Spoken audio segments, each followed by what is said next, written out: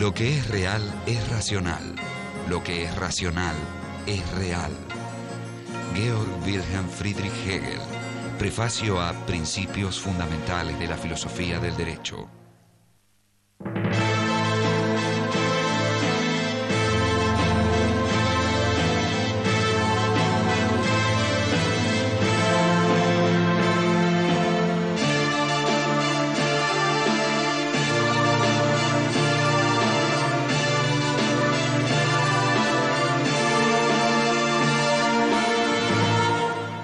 Georg Wilhelm Friedrich Hegel. Hegel tenía clara idea de que estamos en un cambio radical de época, que el viejo mundo se desmoronaba y que síntomas como el aburrimiento, la sensación de vacío, incluso cierta liviandad y trivialidad reinantes eran justamente síntomas de que este mundo ya era insostenible, vale decir, el mundo de la modernidad.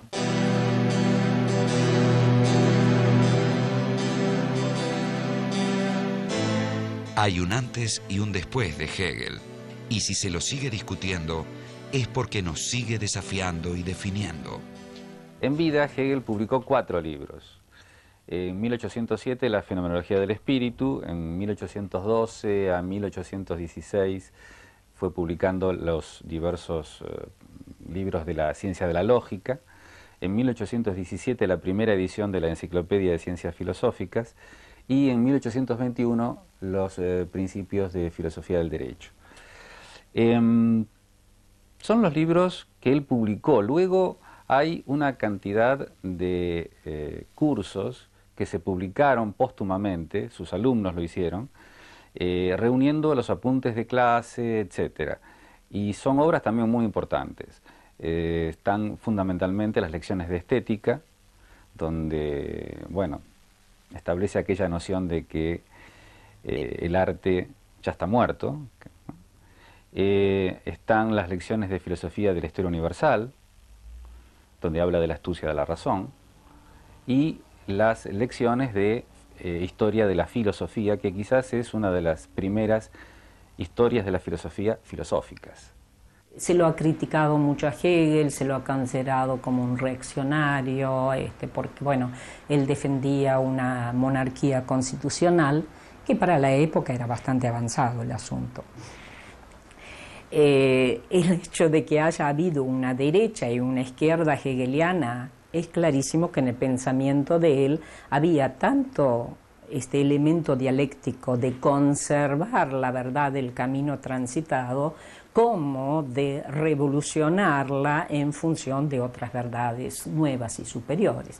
Entonces es tanto el elemento, si se quiere, de la conservación como el elemento de la innovación.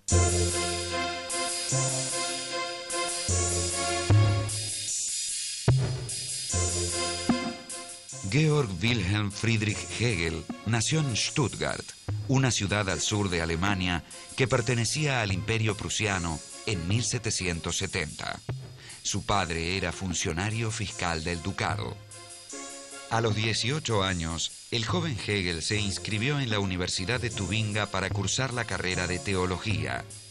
Trabó allí amistad con 2 jóvenes que serían clave para la cultura romántica alemana: el filósofo Friedrich Wilhelm Joseph Schelling y el poeta Friedrich Hölderlin.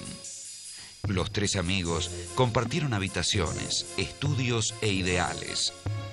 Al finalizar sus estudios y consciente de su falta de vocación para la carrera eclesiástica, Hegel se ganó la vida como preceptor en familias acomodadas. Recién en 1801 obtuvo, gracias a la recomendación de Schelling, una cátedra en la Universidad de Jena. Su primer texto importante no aparecería hasta 1807. Se trataba de la Fenomenología del Espíritu, concebida por Hegel como una introducción a su sistema filosófico.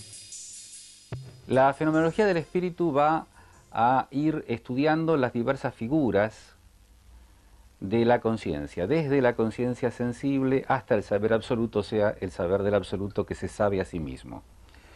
Hegel va a ir comenzando desde el punto de partida de la filosofía moderna, que es esta pura intuición sensible, va a ir viendo cómo se forma la autoconciencia, proceso en el cual él considera muy importante establecer los pasos del reconocimiento, y ahí hay páginas muy célebres como las de El amo y el esclavo, el tema de la conciencia infeliz, etc.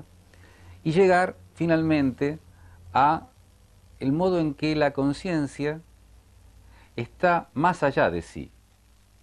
Para Hegel, el individuo y todo, las partes, digamos, finitas, que están en nuestro conocimiento habitual, pertenecen a lo infinito y son manifestaciones de lo absoluto. Son 8 capítulos. El primero, la certeza sensible, el segundo, la percepción, el tercero, el entendimiento, el cuarto, la autoconciencia, el quinto, la razón, el sexto, el espíritu, el séptimo, la religión y el octavo, el saber absoluto. ¿Qué es todo ese conjunto? Hay muchos criterios. El mismo autor da el criterio para dividir la obra en dos, para abrirla en dos. A partir de el capítulo 6, tendríamos los capítulos propiamente del espíritu y los anteriores corresponderían más estrictamente a la conciencia. Lukács, uno de los intérpretes, diríamos clásicos, de la obra, dice que lo que la obra hace es recorrer 3 veces la historia. Empezando por los 5 primeros capítulos, que sería un recorrido centrado en el individuo, el capítulo 6, que expone la historia del mundo tal como la entiende Hegel, sobre todo desde Grecia hasta la Revolución Francesa, y los 2 últimos capítulos, Lukács, que habla lenguaje que deudora a Marx, la superestructura de la historia.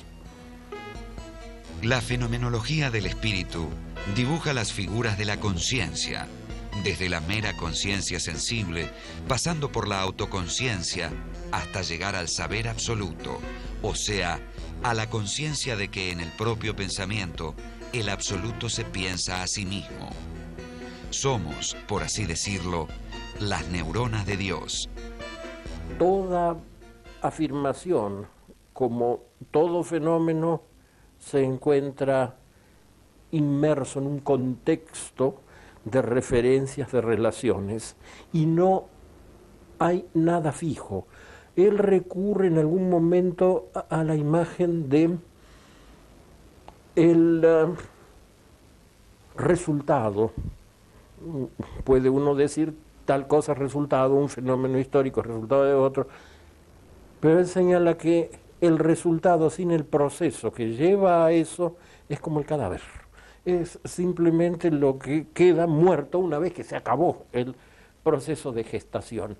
Y en ese sentido lo verdadero es el todo. Lo verdadero del fruto es todo el proceso de desarrollo de la planta, por así, como, en fin, lo verdadero de alguien, de Napoleón o que sea, no es un señor que está ahí paseando con un uniforme, etcétera, sino que es el todo que viene a confluir en él. Lo cual quiere decir que el objeto de la filosofía es el todo, con lo cual se remite a la tradición, a la quizás más alta tradición de la metafísica, hace acordar un poco a Spinoza en algún momento.